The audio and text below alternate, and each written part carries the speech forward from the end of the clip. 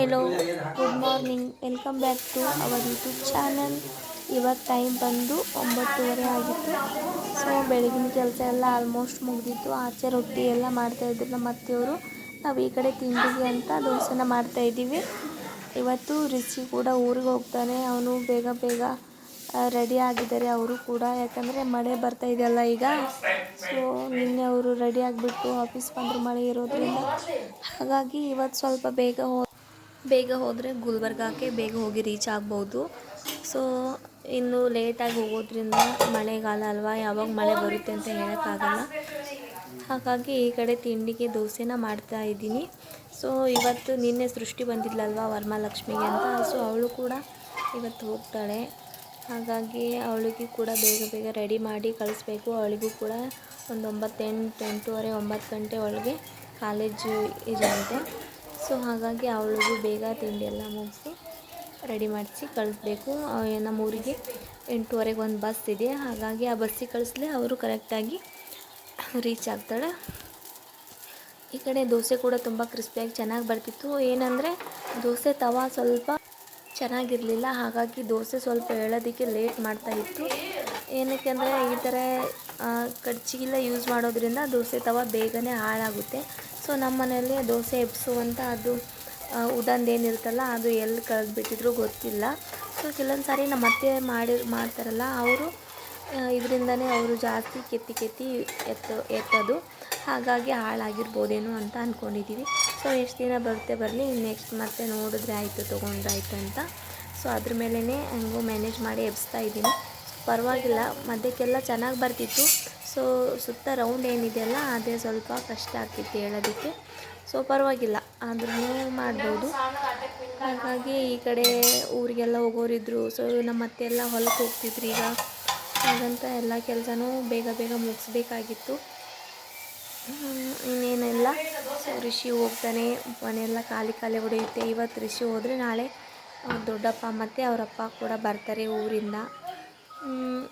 So dosa ಹೇಗಾಗಿದೆ ಕೇಳೋಣ ಬನ್ನಿ. ದೋಸೆ ತುಂಬ ಚೆನ್ನಾಗಾಗಿದ್ದಾವೆ ಅಂತ ಹೇಳ್ತಾಯಿದ್ರು ಇಬ್ಬರು ಕೂಡ. ಸೊ ಅದ್ರ ಜೊತೆ ಚಟ್ನಿ ಮತ್ತು ಅಲ್ಲೇನೇ ಒಂದು ಕಾಂಬಿನೇಷನ್ ಅಲ್ವಾ. ಸೊ ಎರಡು ಕೂಡ ತುಂಬ ಚೆನ್ನಾಗಿದ್ದಾವೆ. ಇವಾಗ ಟೈಮ್ ಬಂದು 6:30.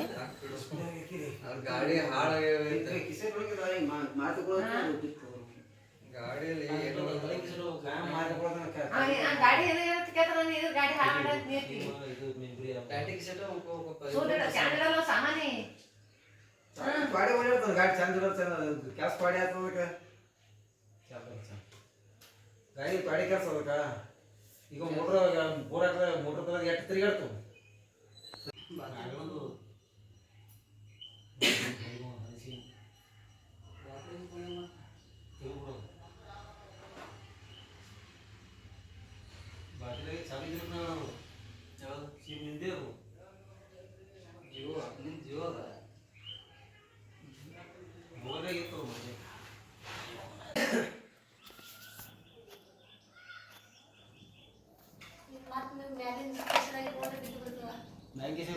ಭಾಳ ಜಪ ಮಾಡ್ತೀನಿ, ಅವತ್ತೇ ಮರಿಗಿತ್ತು ನಮ್ಮ ಕೈ ಇದೇ ಲಾಸ್ಟ್ ನಾವು ಫೋಟೋ ಒಂದು ಸತ್ತದ.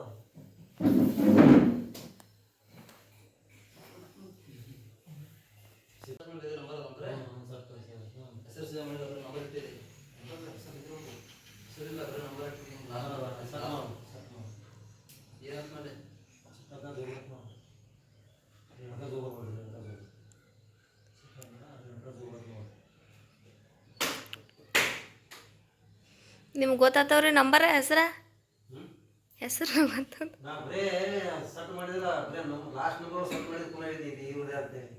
ಒಂದೆರಡು ಸತಿ ಬತ್ತ ಗೊತ್ತಾಗ್ಬಿಡ್ತು.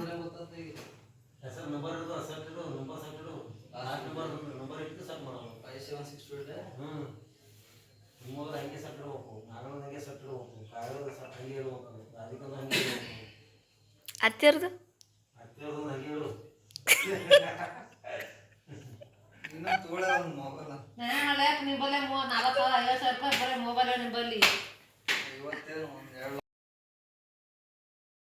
ಸೊ ಈ ಕಡೆ ನಮ್ಮ ಅತ್ತೆಯವರು ದಿನ ಒಂದೊಂದು ತೊಗೊಂಬಂದು ಕೊಡ್ತೀರಿ, ದಿನ ಒಂದೊಂದು ಹಾಳು ಮಾಡ್ತಾರೆ.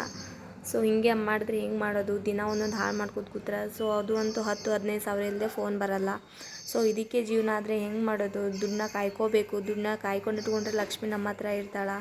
ಸೊ ಅವಳನ್ನ ಎಷ್ಟು ಜೋಪಾನ ಮಾಡ್ತೀವೋ ಅಷ್ಟು ನಮ್ಮ ಹತ್ರನೇ ಅವಳು ಜೋಪಾನವಾಗಿರ್ತಾಳೆ ಅಂತ ಮಕ್ಕಳಿಗೆ ತುಂಬ ಅನುವಾದದ ಮಾತುಗಳನ್ನು ಹೇಳ್ತಾಯಿದ್ರು. ಅದು ಕೇಳೋಕ್ಕೆ ನನಗೆ ತುಂಬ ಖುಷಿ ಆಗ್ತಾಯಿತ್ತು. ಸೊ ಅವರು ಕೂಡ ಬೇಕಂತ ಏನು ಮಾಡಿಲ್ಲ. ಸೊ ಹಿಂಗೆ ಏನೋ ಮೇಲಿನ ಜೇಬಿಂದ ಬಿದ್ದು ಅದು ಡಿಸ್ಪ್ಲೇ ಹೋಗಿತ್ತಲ್ಲ, ಹಾಳಾಗಿತ್ತು.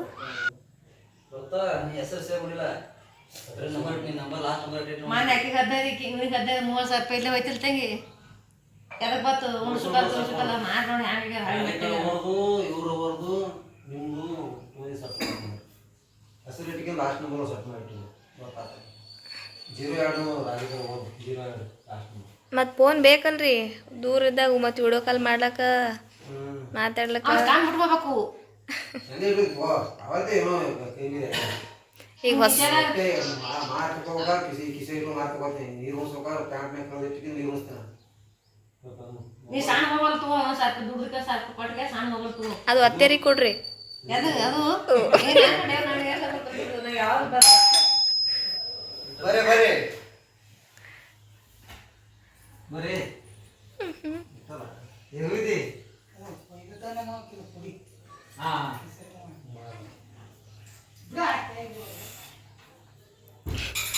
ಬಾಗ್ಲಾಕ್ ಮುಚ್ಚಿರಿ. ಇದು ಎಣ್ಣೆ ಹೆಚ್ಚಲ್ಲ ಹಾಕಿಲ್ಲ ತುಳಸ ನೋಡಿ ಎಷ್ಟು ಕಡಿಮೆ ಇನ್ನು ಜಾಸ್ತಿ ಮಳೆ ಕೈತಲ್ಲ ಜಾಸ್ತಿ ಇಲ್ಲ. 4 ದಿನ ಹೊರ ಕೊಡ್ತದ ತೆಗಿಬೋದು. 4 ದಿನದಾಗ ಏನು ಒಣಗ ಹೊಲ 2 ದಿನ ಬರ್ತದ. ಇದು 4 8 ದಿನ 5 ದಿನ ಮಳೆ ಬಿಟ್ಟು ಅದಕ್ಕೆ ಇನ್ನೊಂದು ಕಡೆ ಹೊಡಿಸ್ಬಿಡ್ತೀವಿ. ಮ್ಯಾಗಿನ ಪಟ್ಟೆಗೆ ಹುಲ್ಲಿಲ್ಲ, ಕೆಳಗಿನ ಪಟ್ಟೆಗೆ ಅದಕ್ಕೆ ಭಾಳ ಹುಷಾರು ನಾವು ಈಗ ಮ್ಯಾಲ ಸಹಾಯತನ ಹುಷಾರು. ಸೊ ನಮ್ಮ ಮನೇಲಿ ಯಾವ ರೀತಿ ಅಂದರೆ, ಸೊ ಯಾವುದೇ ಕೆಲಸ ಮಾಡಿದ್ರೂ ಒಬ್ಬರೇ ಸ್ವಂತವಾಗಿ ಯಾವುದೇ ರೀತಿಯಾಗಿ ಯೋಚನೆ ಮಾಡಿ ತಾವೇ ಮಾಡೋದಿಲ್ಲ. ಸೊ ಪ್ರತಿಯೊಬ್ಬರು ಮನೆಯಲ್ಲಿ ಕೂತ್ಕೊಂಡು ಇದೇ ರೀತಿ ಮಾತಾಡಿಕೊಂಡು ಪ್ರತಿಯೊಂದು ಕೆಲಸನೂ ಮಾಡ್ತಾರೆ. ಸೊ ಅವರು ನನ್ನ ಮೈದನ ಆಗಿರ್ಬೋದು, ಮತ್ತು ನಮ್ಮ ಮನೆಯವರು ಅಣ್ಣ ತಮ್ಮ ವಿಚಾರಿಸ್ಕೊಂಡು ಮತ್ತು ಮನೆಯಲ್ಲಿ ಅಪ್ಪ ಅಮ್ಮಂಗೆ ಹೇಳಿಬಿಟ್ಟು, ಸೊ ಯಾವುದೇ ರೀತಿ ಕೆಲಸ ಆಗಿರ್ಬೋದು, ಅದು 1,000ದೇ ಆಗಿದ್ರೂ ಕೂಡ ಮನೇಲಿ ಎಲ್ರಿಗೂ ಹೇಳಿಬಿಟ್ಟೆ ಮುಂದಿನ ಕೆಲಸ ಮಾಡ್ತಾರೆ. ಸೊ ಅದು ಅಂತೂ ತುಂಬ ಖುಷಿಯಾಗುತ್ತೆ ಈ ರೀತಿ ನೋಡೋಕ್ಕೆ. ಸೊ ತುಂಬ ಒಳ್ಳೆಯವರು. ಸೊ ಈ ಕಡೆ ಅಫ್ಜಲ್ಪುರ್ಗೆ ಹೋಗಿದ್ರಲ್ಲ, ಎಲ್ಲ ರೀತಿ ಸ್ವಲ್ಪ ಐಟಮ್ಸ್ ತೊಗೊಂಬಂದಿದ್ರು, ಹಣ್ಣು ಅದು ಇದು ಅಂತ. ಸೊ ಅದನ್ನ ನಾವು ಎತ್ತಿಡಬೇಕಾಗಿತ್ತು. ಸೊ ನಾನಂತೂ ಇದೇ ಫಸ್ಟ್ ಟೈಮ್ ಅನಿಸುತ್ತೆ 1 ಲೀಟ್ರ್ ಹಾಲಿನ ಪ್ಯಾಕೆಟ್ ನೋಡಿರೋದು. ಸೊ ನಮ್ಮ ಮನೆಯವರು ಕೂಡ ಊರಿಂದ ಬರುವಾಗ ಸುಮಾರಷ್ಟು ಹಣ್ಣುಗಳು, ಸೊ ಬಟರ್ ಫ್ರೂಟ್ಸ್ ಆಗಿರ್ಬೋದು ಸುಮಾರು ತೊಗೊಂಬಂದಿದ್ರು.